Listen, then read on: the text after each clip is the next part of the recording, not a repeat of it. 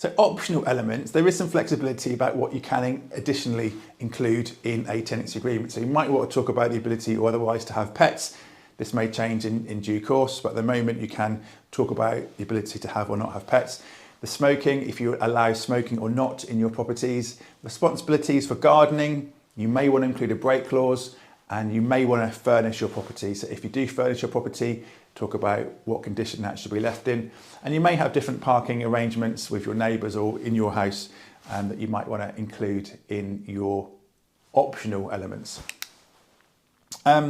We think the special conditions of a tenancy agreement are a really helpful place to talk in a bit more clarity about the conditions of the tenancy agreement. So while it's implicit in the tenancy agreement what a joint tenancy is, if there's more than one person on that tenancy agreement, it's sometimes not as understood by some tenants. So we take the advantage of the special conditions to explain exactly what a joint tenancy is and what the responsibilities of tenants are under that joint tenancy. We also talk in a bit more detail about the expectations from tenants about heating and ventilation in a house, perhaps the idea of reducing condensation and perhaps mould.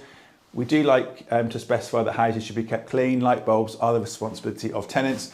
Match protectors if they were provided, and not bring in electrical scooters and bikes into houses or leave them on charge, because that can risk be a fire risk. So you can put other things in your special conditions, partly to specify, but also to be a bit clearer about some of the things that are included in your original tenancy agreement. So clauses that can't be included, broadly the principle is you can't go against anything that is currently in legislation. So there's a few things that here just to consider that you can't put into a tenancy agreement. So you can't include clauses that waive or limit a tenant's statutory rights under housing law. So that's the first point.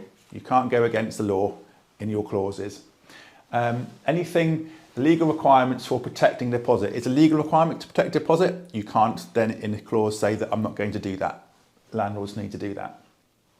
You can't shift repair and maintenance responsibilities over to the tenant.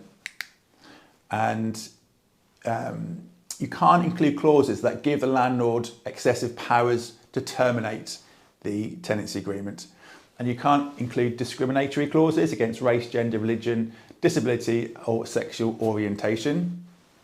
And you can't include clauses that attempt to prevent tenants from taking legal action. A couple more, you can't include clauses that impose excessive or disproportionate penalties for breach of tenancy or allow for arbitrary or excessive rent increases. So we've got different videos on how to increase rent in this series, but that's the flavour for what the things you can't include in your tenancy agreement.